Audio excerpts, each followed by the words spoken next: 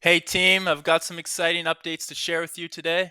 But before we dive in, don't forget to support the channel by liking, subscribing, and sharing this video. Just press all the buttons. For everybody who's been following along, we've been crushing the market lately, and next week is looking just as promising. Remember, I'm not a financial advisor. This is not financial advice. With that being said, let's get into it. As you've seen, the market continues to sell off as more bearish news keeps coming out. Most presidents try to bring the market up, but not this one. One of the most important recent updates I'd like to share with you is about a potential government shutdown this week. According to this article, the probability is sitting at 35%, which means there's about a 1 in 3 chance of a government shutdown this Friday. Even Trump himself has said it could happen.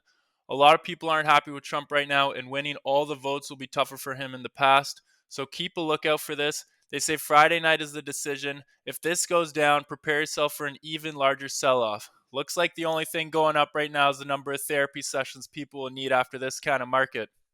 In other news this week, we have a job opening report on Tuesday and the CPI reports through the week, which helps us understand potential inflation and the cost of living. So pay attention to that in case any surprises pop out of there.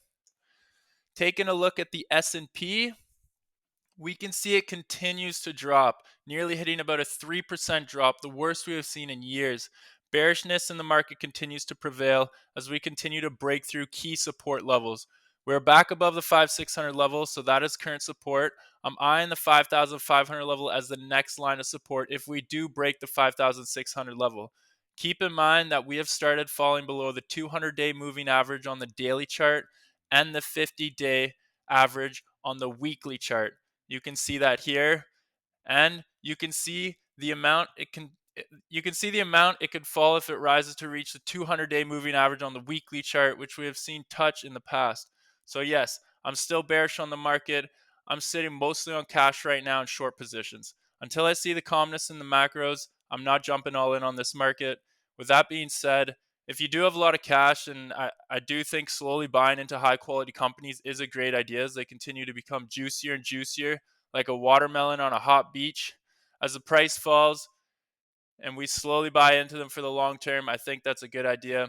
And if you're subscribed, I'll let you know beforehand when I feel it's time to start jumping in and really grabbing some of these good shares at a good discount because that time is approaching near and I'm starting to get ready for that. Now, let's take a look at Bitcoin. My honest opinion, Bitcoin does not look good. I see the sell-off continuing stronger into the low 70s. Whether it goes further, I'll need to wait for more news and price action. For now, I'm looking to retest at the 78,000 line, and if it breaks through, then I will continue to add to my short positions on stocks like MSTR. As I said previously, Bitcoin is a luxury stock. When people start losing money and expenses go up, Bitcoin is something you own only when you have the FU money. So I do expect Bitcoin to fall further as inflation rises. Less and less people are going to have that FU money. Now, with that plays, I'm looking out at this week, the hot stocks, the money we want to make.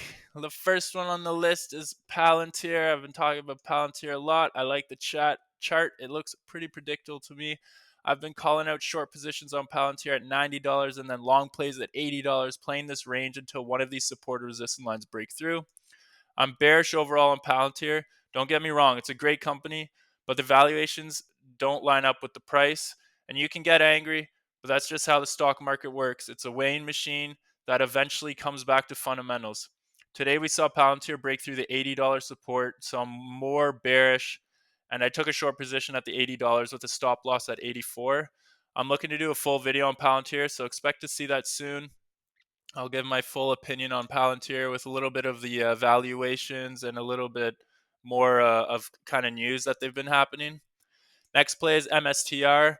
It broke through the support lines and Bitcoin is falling. Once Bitcoin's dropped below 76,000, then Michael Saylor, the CEO of Master, will officially have Bitcoin in the negative, which will not be good for the company. I suspect MSTR will begin falling back to its price level seen in October. Trades I'm looking for, if this guy bounces back to 240, it's an easy short for me with a 3% risk. I like what I see, good risk to reward ratio. I'm hoping to see this guy fall down to, the 220 levels first, But as I said, down to the October levels, more in the upcoming weeks, or potentially, yeah, upcoming weeks. We'll see how it plays out. Soundhound, next one, SOUN. This stock has had a lot of attention and hype, but since Nvidia left and a ton of news took over, there's just not the same media attention this stock had, which will result in a slow drop as the valuation is too high. Similar to Palantir, they're losing the same media space they once had, so not as many new buyers are coming in and entering the stock, which is causing more and more selling pressure.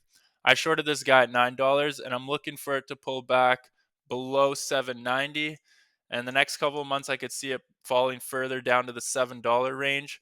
So if you guys see this guy bounce back to the $9, I think that's a good shorting opportunity. um, but until then, yeah, we can wait further. Maybe the 790 can be your next opportunity down to the 7. We'll see how that plays out. Thanks guys for listening. I do these videos out of my own time, so please, if you got any good tips from this, then like, subscribe, and share the video with any of your trading friends. I'm here to share my opinion and help you make more money. Otherwise, take care, team, and have a good one.